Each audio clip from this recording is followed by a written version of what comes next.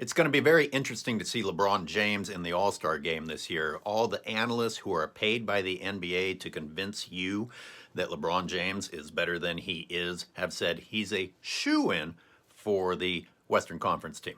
Now with the latest knee injury, I've got to also ask, is he load managing way in advance of the All-Star game? Is he getting his rest so that he can perform in the All-Star game, missing actual games for that? And I've also got to say, how does a guy who's missed a massive part of the season already with injuries get to be a shoo-in for the All-Star game when your team is a 500 team? And that's even while he's playing. The Lakers are a 500 team even on the games when LeBron is in. But he's a shoo-in for the All-Star game?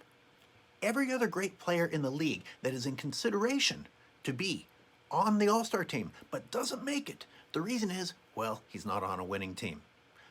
Not in LeBron's case. You don't have to be on a winning team. And I'm thinking, how is there no one better at his position in the Western Conference? Because all of his points this year are garbage points.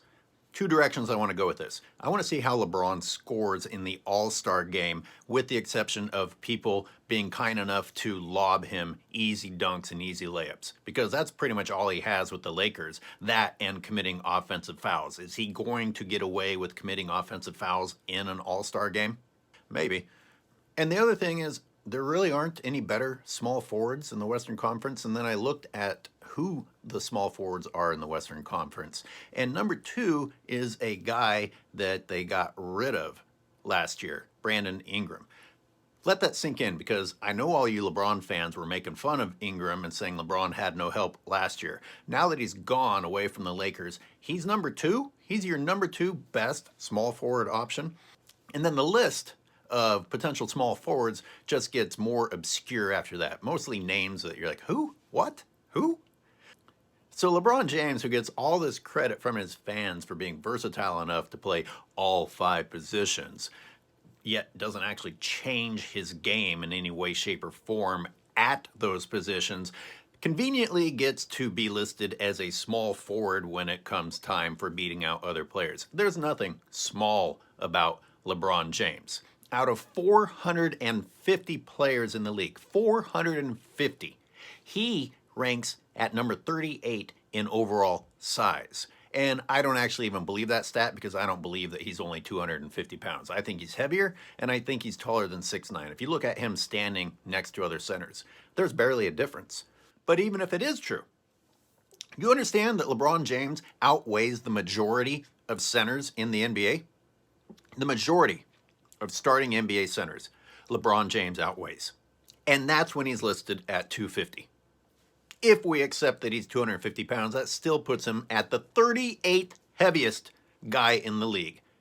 All he does is bowl people over and take advantage of the fact that he has a size advantage and the refs bail him out after he commits offensive fouls. Please tell me he isn't going to chuck up 3-pointers in the All-Star game. He is a dreadful 3-point shooter. In fact, his 3-point shooting should be the topic the analysts are discussing and why the Lakers are losing. How about doing something that helps your team? How about setting your teammates up for the win instead of chucking up shit 3-pointers that you have no business shooting? Everyone talks about LeBron James as a facilitator. LeBron James as a facilitator. On a good night, he's getting 5 assists.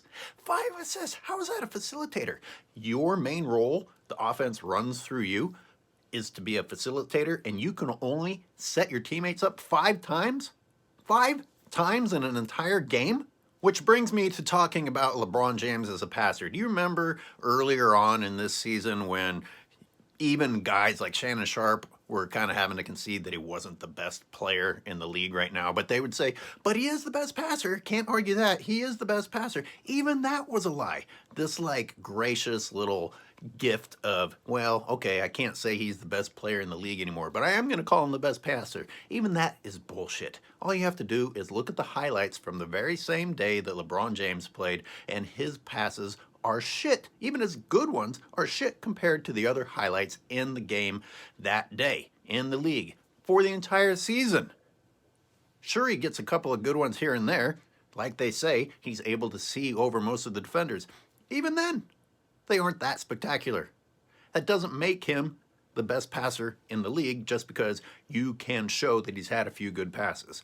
Just look at the other passes taking place in the league. You telling me he's better than the Joker at passing? You're telling me that he sets up better dimes for his teammates than Steph Curry does?